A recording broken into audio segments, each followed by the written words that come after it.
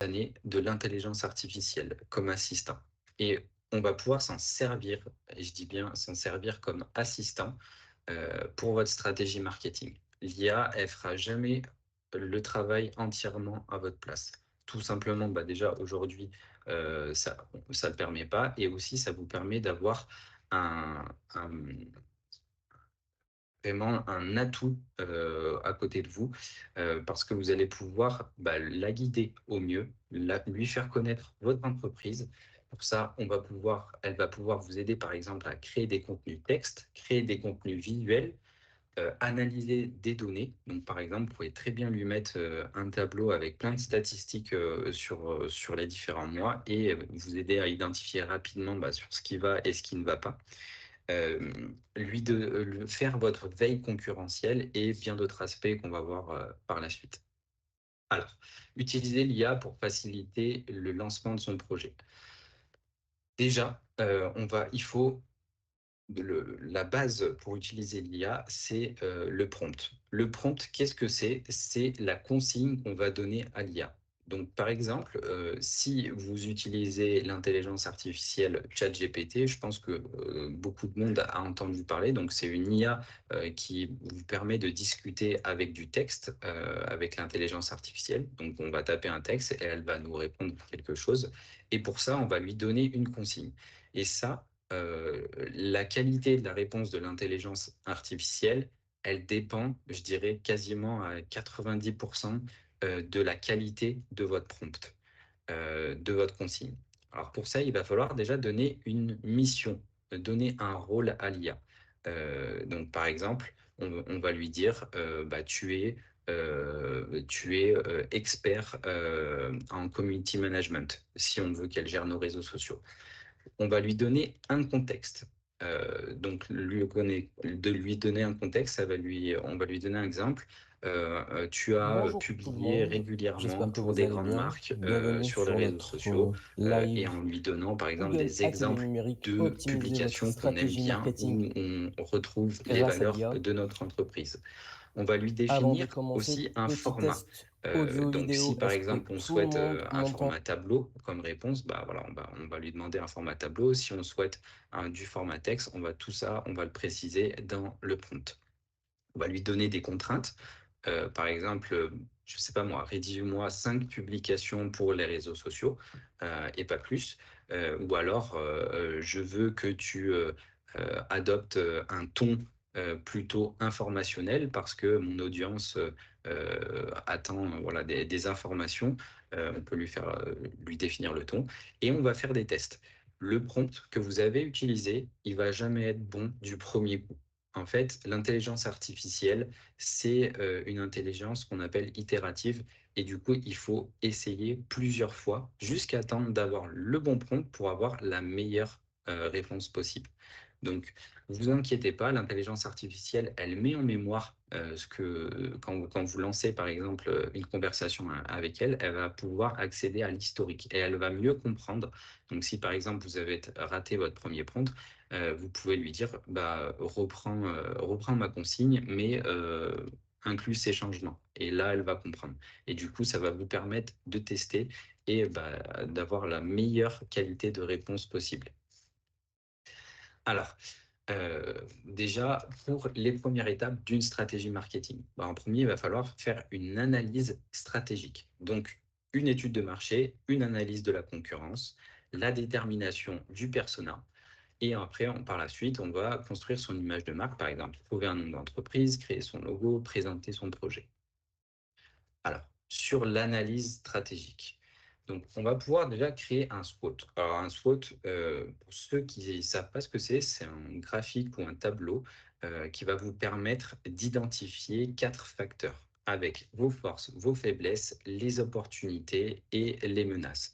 Donc ça, on peut très bien s'aider de l'intelligence artificielle en donnant un prompt très précis pour créer ce SWOT. Ça va nous aider à bien cadrer notre analyse de marché. Donc, et ça, elle va nous donner des éléments. Alors, attention, on ne prend pas tout ce que donne l'IA. C'est-à-dire que si l'IA peut se tromper, l'IA peut se tromper et se trompe régulièrement. même si ça s'améliore avec le temps, elle se trompe régulièrement. Donc, toutes les informations que vous allez lui demander, moi, je vous invite à lui demander de donner ses sources. Vous allez pouvoir les vérifier et vérifier que les informations qu'elle propose, elles soient vraies et elles soient applicables à votre entreprise. Deuxième étape, ça va être par exemple de réaliser une étude de marché pour réduire les risques d'échec et identifier les différentes opportunités que vous allez avoir. Donc pour ça, vous allez avoir une analyse, vous allez pouvoir avoir des outils d'analyse documentaire. Oui, Marie? Excuse-moi Mathieu, j'ai une question, c'est comment s'aider d'intelligence artificielle pour faire le SWOT?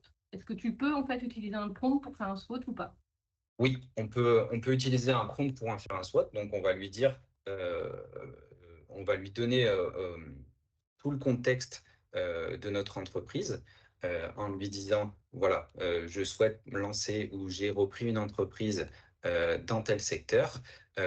Mes objectifs, c'est ça. Mes concurrents, c'est cela. Est-ce que tu peux me créer un SWOT avec un tableau des forces, des faiblesses, etc. Et on va faire des itérations, donc pour qu'il soit le plus complet possible. Par exemple, si à la première génération, il manque des informations ou vous aurez souhaité avoir un peu plus de précision ou il n'a pas saisi bien votre audience, etc., on va lui demander de régénérer en incluant des nouvelles informations jusqu'à temps d'avoir notre tableau ou notre graphique qui va être prêt.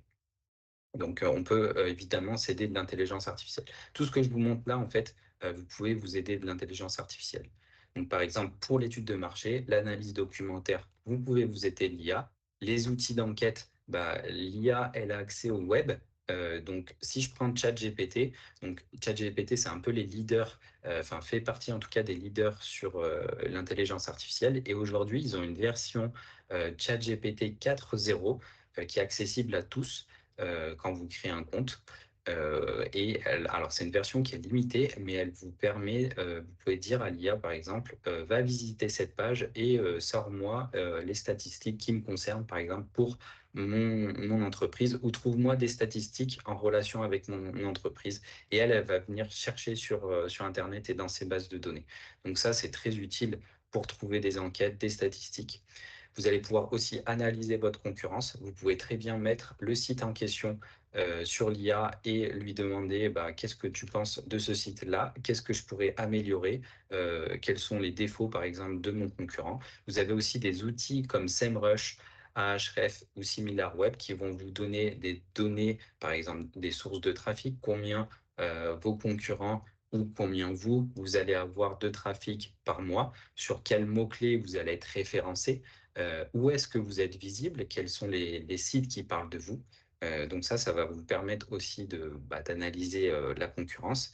Et tout ça, évidemment, vous pouvez vous aider de l'IA comme ChatGPT, comme Gemini. Alors Gemini, c'est l'intelligence artificielle de Google et Copilot, c'est l'intelligence artificielle de Microsoft. Donc c'est les trois, entre guillemets, leaders du marché. Il y en a d'autres, hein.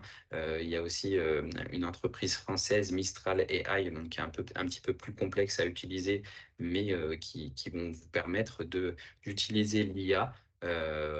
Donc là, c'est de l'IA textuelle pour pouvoir échanger euh, sur le développement de votre stratégie. Oui. Oui, je t'embête Mathieu, j'ai une autre question. Est-ce que tu peux donner un exemple de paramétrage via ChatGPT, s'il te plaît? Et est-ce qu'on peut vraiment mentionner le nom d'entreprise ou pas quand on Alors, fait son compte? je vais y venir après. On va voir Ok. des exemples de prompts, qu'est-ce qu'on peut lui donner. Et au niveau des données, alors ça, très important, il faut être prêt à partager les données que vous allez, les données que vous allez fournir à l'IA, elles vont être partagées. C'est-à-dire elles peuvent être potentiellement être publiques dans le sens où les réponses que vous fournissez aident à améliorer l'algorithme de l'intelligence artificielle. Donc tout ce que vous allez lui dire, il s'en servent comme information pour pouvoir alimenter l'IA. Donc, par exemple, j'ai eu le cas, moi, d'un entrepreneur qui a mis son bilan entier en disant: «Est-ce que tu peux m'analyser mon bilan pour mon entreprise?» et cetera. Moi, ça, je le déconseille très fortement parce que c'est quand même des informations qui sont confidentielles, et qui sont pas forcément, que vous n'avez pas forcément envie de partager. Potentiellement, là, il pourrait, si quelqu'un, redemande par exemple, je sais pas moi, donne-moi le bilan, ou donne-moi des statistiques du bilan de telle entreprise. S'il a eu en information, il pourrait peut-être le ressortir. Donc, ne partagez avec l'IA que des informations que vous êtes prêt à partager publiquement. Donc, pas de données personnelles, pas de données sensibles au niveau de l'entreprise. Vous pouvez très bien partager des statistiques, par exemple, de taux de visite ou des choses comme ça, parce que de toute façon, c'est public. Mais faire attention, voilà, dans l'utilisation de l'IA. Ça a quand même des limites au niveau des données personnelles. Alors là, on va voir un exemple, comment réaliser une étude de marché avec l'IA. Donc, l'objectif, ça va être de réaliser une étude de marché. Donc, imaginons que on va lui donner déjà un premier rôle. Donc, tu es professionnel de la randonnée équestre et tu as une spécialité des études de marché. Donc, on lui donne un contexte, un rôle. Afin de réaliser une étude sur la randonnée équestre, donne-moi des statistiques sur ce marché en France. Donc là, on lui donne les contraintes. Cite-moi tes sources à chaque fois avec les liens de l'article. Et à gauche, on va retrouver la réponse de ChatGPT. L'équitation en France représente un marché significatif, reflété par plusieurs statistiques clés, etc. Et sur la version ChatGPT 4.0, alors là, il n'y a pas tout le texte en entier, mais à la fin, il est censé vous donner les liens des articles où vous allez pouvoir vérifier en fait ces sources. Et ça va vous donner pas mal de statistiques et de voir si votre projet y correspond au marché. Parce que l'un des succès des entreprises, c'est qu'il faut avoir un marché en face de son idée. Étape 3, vous allez pouvoir vous aider de l'IA pour votre veille concurrentielle. Donc, par exemple, on va pareil, de la même manière, lui donner un rôle. Tu es spécialiste de la randonnée équestre ou du tourisme en général. On lui donne des exemples de, à quoi, de générations qu'on aime bien, comme par exemple les agences rando cheval ou cavalier du monde. Donc on peut soit citer ses concurrents, soit citer des postes qu'on aime bien, enfin ce qu'on souhaite. Euh, Tu souhaites monter une agence de tourisme équestre. Tes principaux sont plus les URL. Aujourd'hui, avec la version 4.0 qui était avant réservée, la version 4 était réservée aux abonnés payants. Donc là, elle est accessible de façon limitée. Vous ne pouvez pas faire beaucoup de prompts, mais ça peut suffire déjà pour avoir pas mal de réponses. Et puis, c'est utilisable chaque jour, c'est remis à zéro chaque jour, donc vous allez pouvoir chaque jour l'utiliser, la version 4.0. Et les instructions, propose-moi sous forme d'un tableau une analyse de leurs forces et de leurs faiblesses, et quelle serait la meilleure façon de me positionner pour me démarquer de l'offre existante. Et du coup, là, on a bien cadré notre prompt. Oui, Marie? Alors, j'ai des questions parce que ça fuse et du coup, pour pas les perdre, qu'est-ce que tu penses de Chatbot AI? Est-ce que les sources de l'intelligence artificielle sont à jour? Est-ce qu'on peut générer des graphiques? Et est-ce que Gemini est bien à jour également? Alors, première question, est-ce qu'on peut générer des graphiques? Alors déjà, alors et non, il y avait une autre AI chatbot. Ouais. Alors, il existe là où c'est assez difficile de rester à la page, c'est qu'il faut savoir des IA, il y en a qui sortent tous les jours et il y en a beaucoup qui sortent chaque jour, avec plus ou moins de succès. Donc, c'est très difficile de tout connaître. C'est quasiment impossible. Donc moi, ce que je fais, c'est que je fais une veille des outils qui sortent un petit peu du lot. Pour ça, je vais sur un site qui s'appelle Futurpedia. Il y en a d'autres, je vous invite à en voir parce que celui-là, il est principalement en anglais, mais ici, ça va répertorier, c'est comme une grande bibliothèque d'outils d'intelligence artificielle et chacune des personnes va pouvoir mettre en favori des outils, voter pour les outils et du coup, ça permet de voir s'il y a des IA qui peuvent correspondre à nos besoins. Et ça permet de faire une certaine veille et parce que eux, ils s'occupent d'alimenter régulièrement les outils et ça permet de tester, de lire avant pour les gens qui ont déjà testé et de voir s'il y a des bons retours ou pas. Alors pour Chatbot AI, je ne connaissais pas cette IA, donc je ne pourrais pas me prononcer dessus. Par rapport au graphique, l'IA elle va pouvoir sortir des tableaux, etc. Sur ChatGPT, on a la possibilité également je vais vous montrer sur une session, donc on a la possibilité d'utiliser les GPT. Alors, qu'est-ce que c'est les GPT? Les GPT ici, ça va être des petites intelligences artificielles qui vont être entraînées sur un sujet. Et on peut les relier avec certains sites web. Par exemple, on peut les relier avec Canva, où on va pouvoir lui dire, crée-moi un post pour les réseaux sociaux.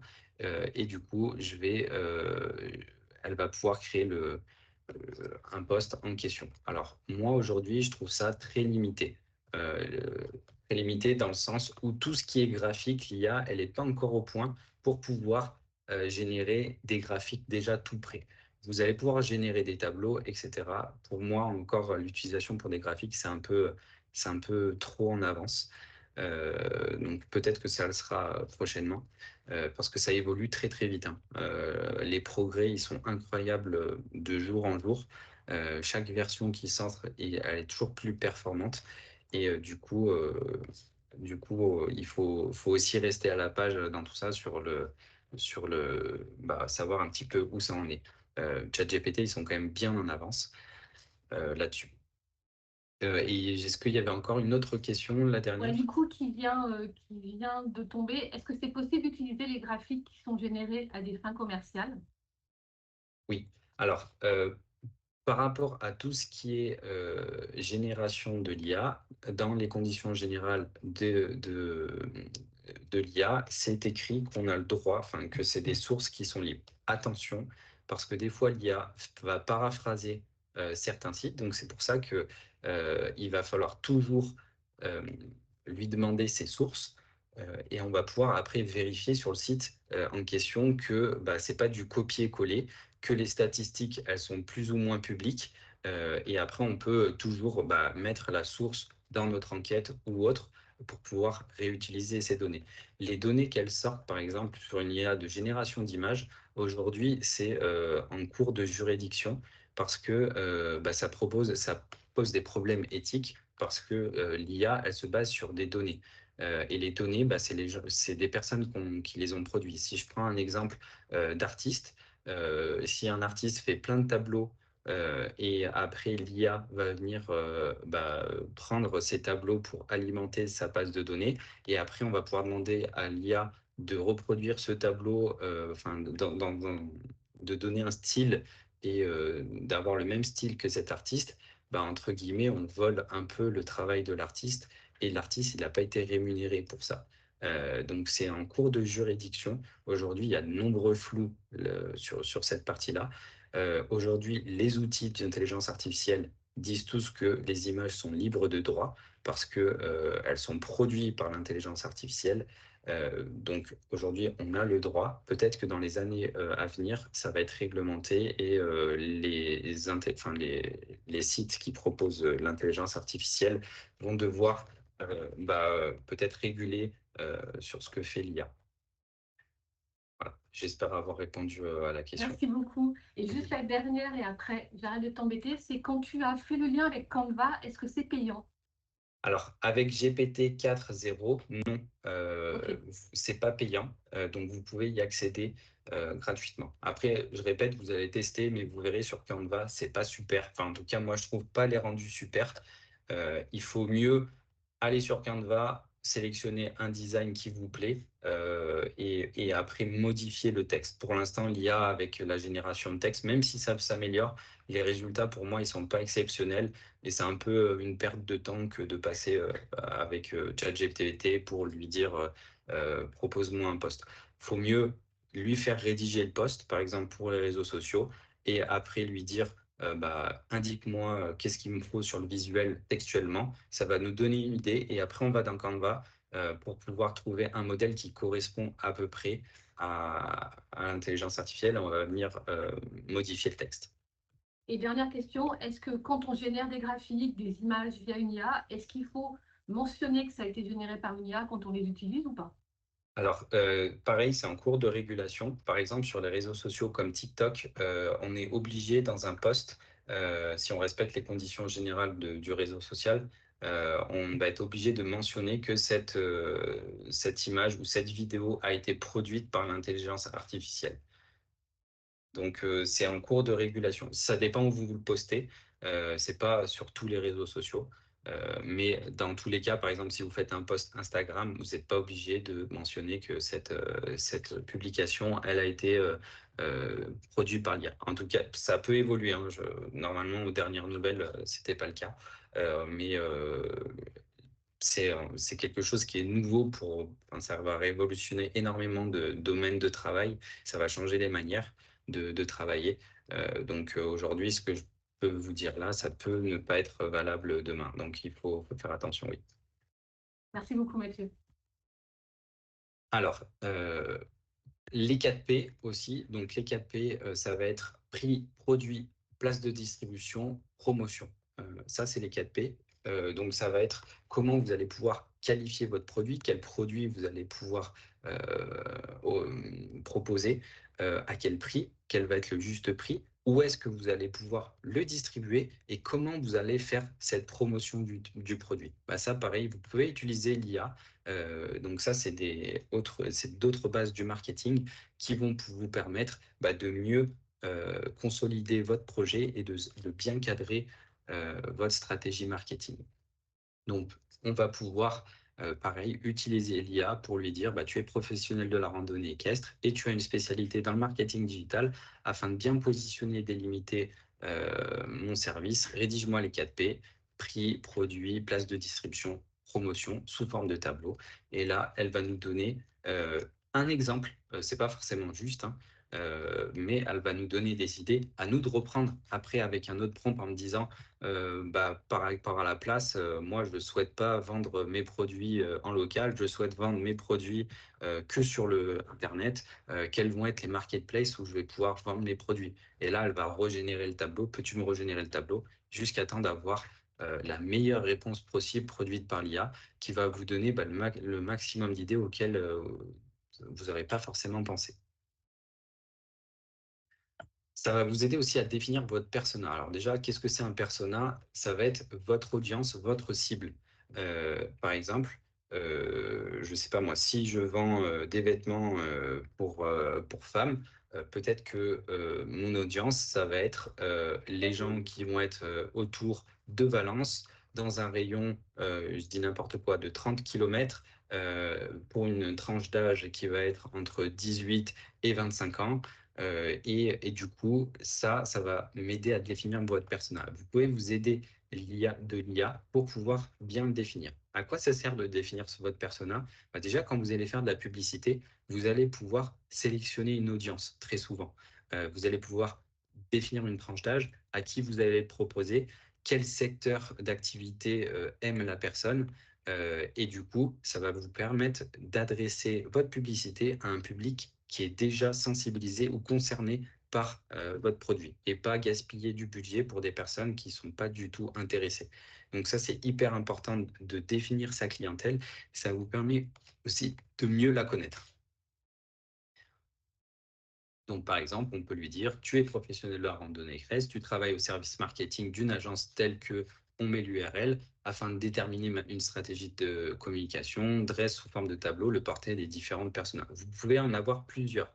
C'est-à-dire que vous pouvez avoir, suivant des produits, par exemple, il y a des produits qui vont s'adresser à un persona et d'autres produits qui vont s'adresser à d'autres personas. Le but, c'est que vous définissiez l'ensemble des personas et que vous en ayez conscience. Et quand vous allez faire de la publicité, vous allez pouvoir vous en resservir. Bien positionner son offre. Donc ça, pareil, vous pouvez vous servir de l'IA pour bien positionner votre offre pour qu'elle soit différente, pertinente. Par exemple, si je vends un produit e-commerce, je peux très bien lui donner l'URL du produit, lui demander à l'IA, cite-moi, qu'est-ce que ça, c'est le produit de mon concurrent, dis-moi ses faiblesses, qu'est-ce que moi je pourrais rajouter de plus, par exemple comme fonctionnalité sur ce produit-là. Qu'est-ce qui est intéressant? Qu'est-ce que les gens vont rechercher de plus? Alors pareil, il faut voir si les réponses sont pertinentes, mais très souvent, c'est assez pertinent. Et du coup, vous allez pouvoir mieux positionner votre offre et avoir quelque chose qui répond vraiment à la demande. Pour la construction maintenant de son image de marque. Alors, pour ça, vous allez déjà choisir votre nom d'entreprise. Pareil, le nom d'entreprise, le nom du nom de domaine également. Donc ça, c'est important de le faire en amont parce que des fois, on va choisir un nom d'entreprise ou un nom d'activité et il n'y aura pas forcément de nom de domaine qui va être disponible. Il faut voir aussi la concurrence. Par exemple, si je choisis, je ne sais pas moi, je vais appeler mon entreprise Mon Amazon. Il y a déjà Amazon qui est un géant qui existe. J'ai aucune chance d'apparaître dans les résultats de recherche si je n'ai pas prévu ça. Donc ça, euh, prévoyez-le bien avant. Regardez si les noms de domaine sont disponibles et si vous avez des chances de vous positionner. Si vous êtes en face d'un géant, ça sera beaucoup plus dur que si vous choisissez un nom de domaine où il y a peu de concurrence. Les noms de domaine, il faut qu'ils soient simples et qu'on retrouve votre activité ou ce que vous souhaitez transmettre à l'intérieur ou le mot-clé principal de votre activité. Pour ça, vous allez pouvoir utiliser l'IA pour lui demander de générer des noms d'entreprise. Vous pouvez lui dire, génère-moi 50 noms. Et du coup, on va pouvoir lui avoir une suggestion de nom d'entreprise. Vous avez aussi le site comme Wix qui va vous proposer ça, ou Gemini. Il y en a plein d'autres qui peuvent aussi vous proposer ça. Choisir son logo. Donc, pour tout ce qui va être génération. Donc, vous avez un outil comme BrandCrow ou Wix qui va vous permettre de générer des logos. Moi, ce que j'aime bien utiliser, c'est Luca. Luca, c'est un site qui est alimenté par l'IA. On va lui donner notre nom d'entreprise et derrière, on va pouvoir personnaliser notre logo.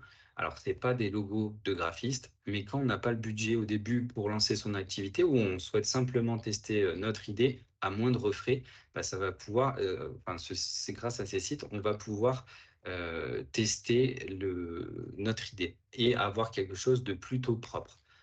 Et eux, ils proposent même d'intégrer ces logos sur différents supports, mais on n'est pas obligé. Et du coup, ça va vous permettre de donner des idées sur les différentes logos que vous allez pouvoir proposer. Et vous avez aussi le site BrandCrow qui le fait.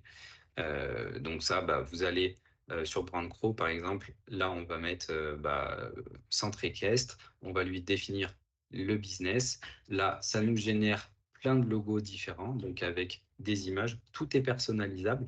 Vous allez pouvoir changer le nom, vous allez pouvoir rajouter un slogan, vous pouvez aussi le faire avec Canva ou Wix. Je vous laisse tester, il y a plein d'outils qui en proposent. Le but, c'est de tester et trouver l'outil qui vous correspond. Le but, c'est que voilà, vous ayez le meilleur rapport qualité-prix par rapport à ça. Présenter son projet efficacement avec l'IA. Autre chose, quand on lance, on reprend une activité, c'est hyper important de savoir présenter son projet.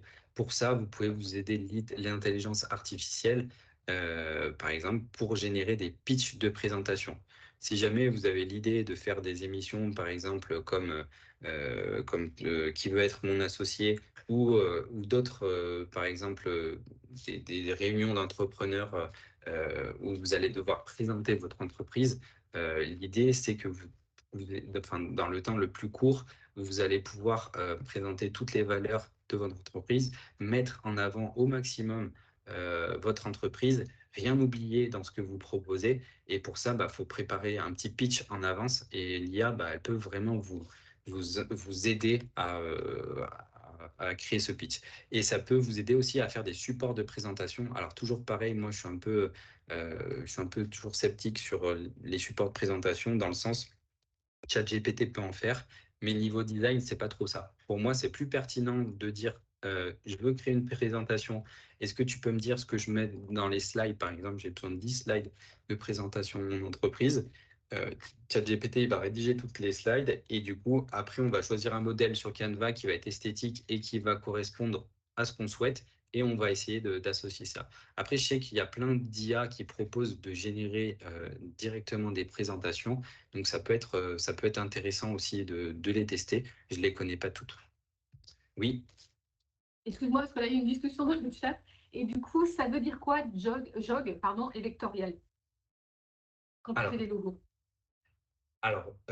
Vectoriel, quand on dit un logo qui est vectoriel, ça veut simplement dire qu'il est étirable à l'infini. En fait, quand vous imprimez sur des supports pour des flyers ou pour, je sais pas moi, une enseigne, souvent les imprimeurs, ils ont besoin de la partie vectorielle pour pouvoir pas avoir de perte de qualité si on agrandit très grand le logo.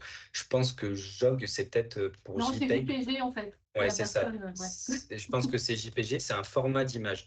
Quand on est sur un format d'image JPEG ou PNG, en fait, c'est une dimension qui est très précise. Ça veut dire que si on imprime la dimension JPEG de la taille de l'image, si par exemple ça fait 200 pixels par 200 pixels, un pixel, ça correspond à une toute petite lumière de l'écran, donc 200 par 200. Je dis n'importe quoi, ça fait peut-être, j'en sais rien, 2 cm par 2 cm, ça dépend de la résolution aussi de l'écran, mais du coup, ça a une certaine taille.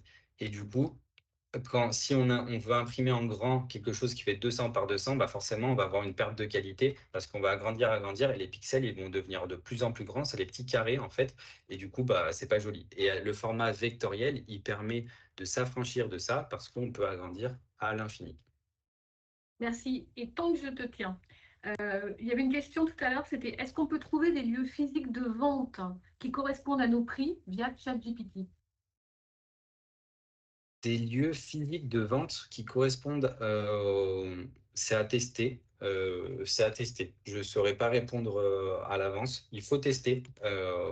C'est peut-être possible qu'il ait des données dessus et qu'il nous propose quelque chose, ou peut-être qu'il va raconter absolument n'importe quoi. Euh, euh, de toute façon, tout ce qui est avec l'intelligence artificielle, ça évolue tellement vite que je ne pourrais pas vous donner de réponse fiable. Le but, c'est que vous testiez à l'instant T et même si ça marche pas, par exemple maintenant, retestez si vous avez besoin de quelque chose dans un mois et vous allez voir déjà les réponses s'améliorent. Les progrès, on le verra par la suite, notamment sur l'intelligence artificielle de l'image, c'est incroyable. En 2 ans, ils sont passés d'une qualité d'image qui n'était pas terrible à une qualité d'image qui est exceptionnelle. Donc on va le voir par la suite. Et autre question, quand tu parlais des 4 P, est-ce que c'est l'équivalent des clés de la performance ou pas? Non, les KPI, c'est les indicateurs clés de performance. Ça, c'est à vous de définir quels vont être les indicateurs clés. Par exemple, peut-être que l'indicateur clé pour vous, c'est le nombre de ventes que vous allez faire sur votre site Internet. Ça va être le nombre de visites. Est-ce que vous avez le nombre de mises au panier? Tout ça, ça va être des indicateurs clés. C'est à vous de les définir suivant votre business. Les 4 P, c'est pour bien définir votre offre. C'est-à-dire que le prix de votre produit, qu'est-ce que ça va être, la place de marché, etc. Et du coup, ça va vous permettre de poser toutes les bases et de rien oublier quand vous allez mettre votre produit en ligne. Et être sûr que vous l'avez posé au bon endroit et comment vous allez le promouvoir. C'est vraiment pour se poser toutes les questions essentielles de base pour proposer sa stratégie marketing. Et du coup, bah, je pense que tu vas y répondre, mais une personne qui nous dit j'ai mon logo et mon nom de domaine inscrit sur l'INPI, tout ça Oui, réalisé par une graphiste, elle a payé. Si un oui. jour elle retrouve une contrefaçon de son logo ou de son nom, est-ce qu'elle contre qui elle porte plainte en fait? Alors ça, c'est des questions juridiques, je pourrais pas y répondre. Il faudrait vraiment s'adresser à un avocat pour lui, il saura mieux répondre que moi. Je pourrais pas dire, je dirais des bêtises. Mais je pense que oui, à partir du moment où c'est protégé par l'INPI, forcément, elle a fait une démarche justement pour pas qu'on reproduise ces logos. S'il y a quelqu'un qui le prend, elle va pouvoir se retourner, j'imagine, contre la personne qui l'a utilisé. Mais il faudrait voir ça plutôt avec un avocat, parce que question juridique, c'est pas mon domaine. Merci beaucoup, Mathieu. Alors, les bonnes pratiques de l'utilisation de l'IA.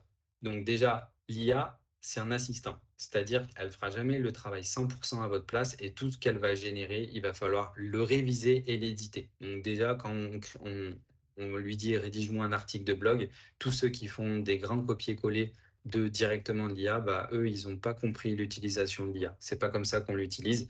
Quelle que soit la génération, il va falloir toujours apporter une touche personnelle. Moi, je dis toujours, l'humain tout seul, c'est moins fort que l'IA. L'IA tout seul, c'est moins fort que l'humain. Et l'IA plus humain, c'est là où on obtient les meilleurs résultats. Donc, servez-vous-en comme un assistant et pour décupler aussi votre productivité.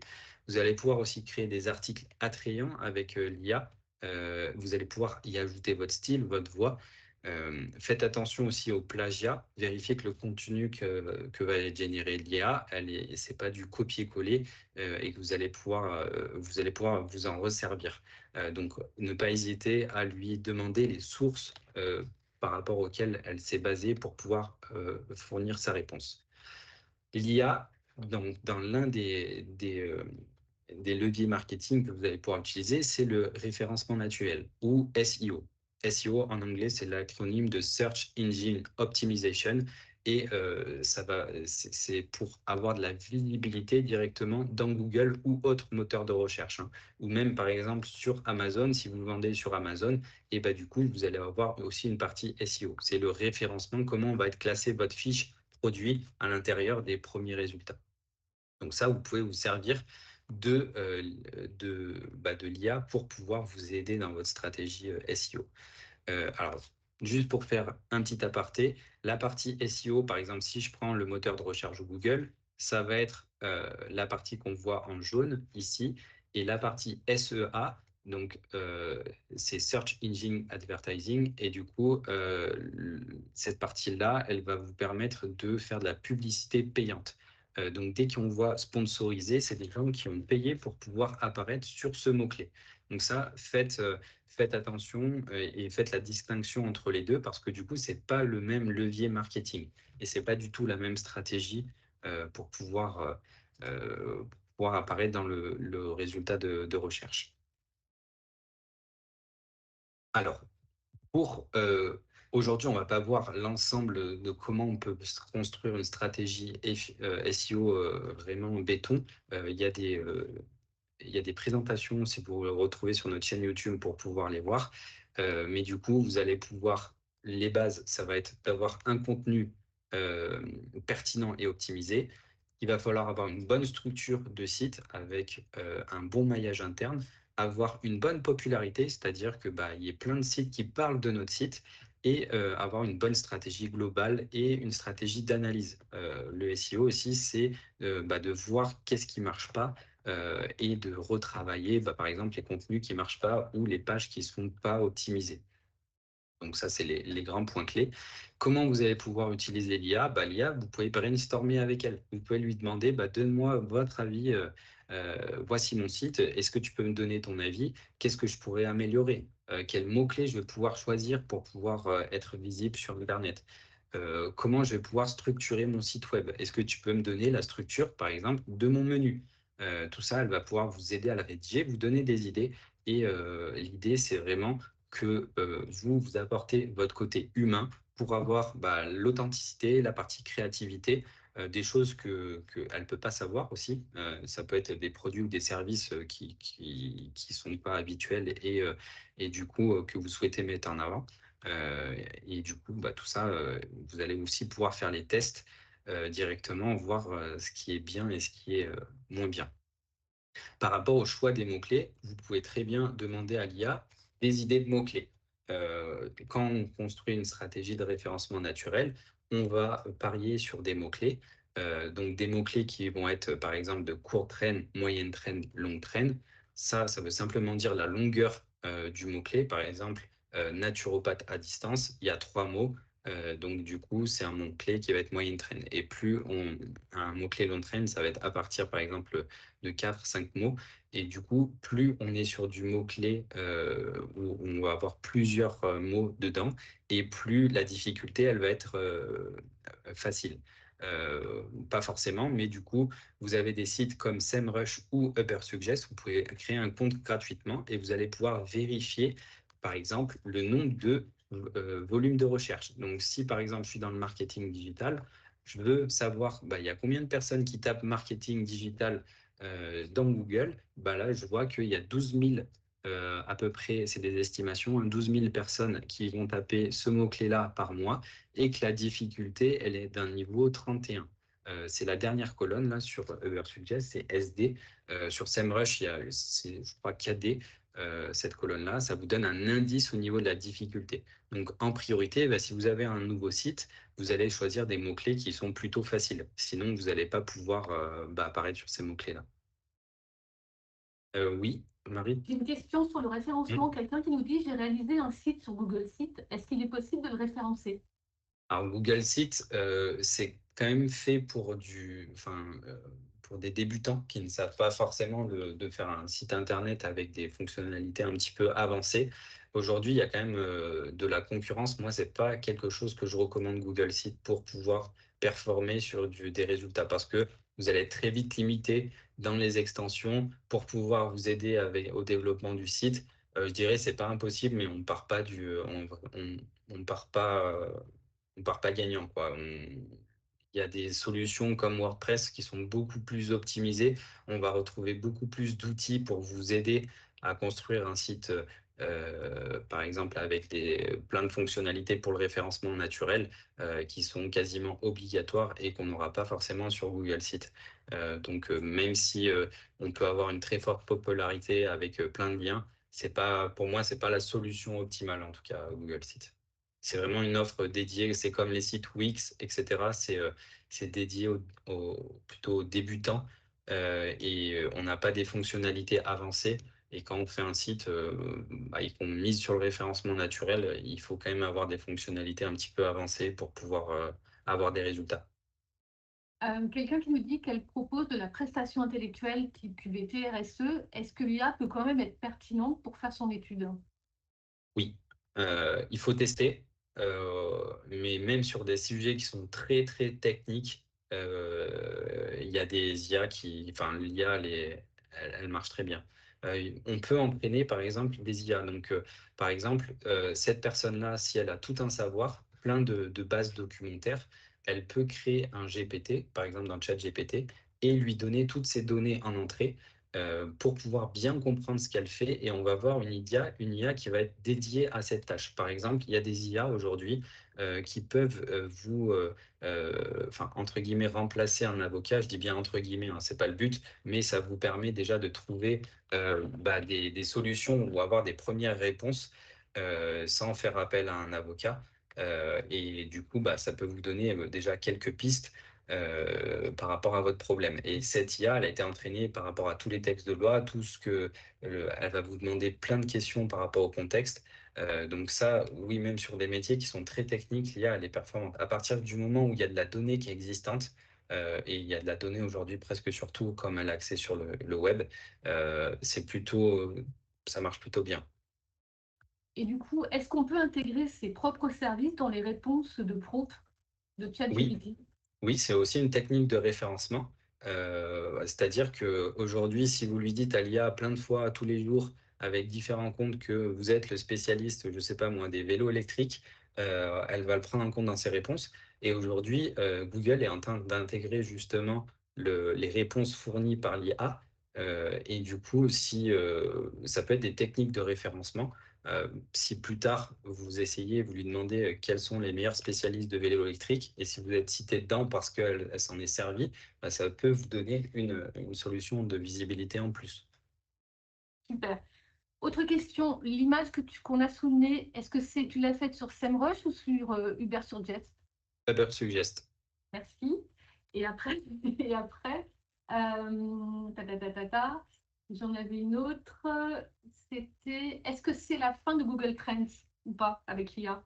Non, Google Trends, c'est pour détecter les tendances.